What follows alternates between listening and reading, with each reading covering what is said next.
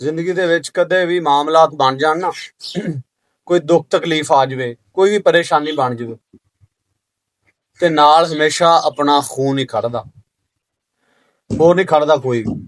ਜਿੱਡਾ ਵੀ ਤਲਕ ਹੋਵੇ, ਜਿੱਡਾ ਵੀ ਯਾਰਾਨਾ ਹੋਵੇ, ਜਿੱਥੇ ਖੂਨ ਖੜਦਾ ਉੱਥੇ ਕੋਈ ਨਹੀਂ ਖੜਦਾ। ਕਹਿੰਦਾ ਆਰੀਆਂ ਕੁਹਾੜੀਆਂ ਨਾ ਪੈਣ ਸਦਾ ਮੋਛੇ,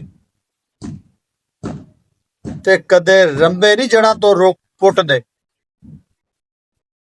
ਜਿੰਨਾ ਮਰਜ਼ੀ ਕੋ ਆਖੇ ਉੱਥੇ ਆ ਹੋਇਆ, ਬਿਨਾ ਭੇਦ ਨਹੀਂ ਜਵਾਨਾ ਚੋਰ ਲੁੱਟਦੇ। ਆਪਣੇ ਆ ਬਾਝੋਂ ਕੋਈ ਲਾਗੇ ਨਹੀਂ ਉਹ ਲੱਗਦਾ, ਤੇ ਹੁੰਦੀ ਨਹੀਂ ਸਲਾਹ ਜਾਂਦੇ ਰਾਹੀਆਂ ਨਾ।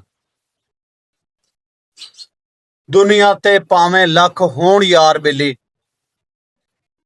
ਪਰ ਹੁੰਦੀ ਸਰਦਾਰੀ ਸਦਾ ਭਾਈਆਂ ਨਾਲ। ਸਰਦਾਰੀ ਭਾਈਆਂ ਨਾਲ ਹੀ ਹੁੰਦੀ ਹੈ, ਉਂਝ ਨਹੀਂ ਹੁੰਦੀ।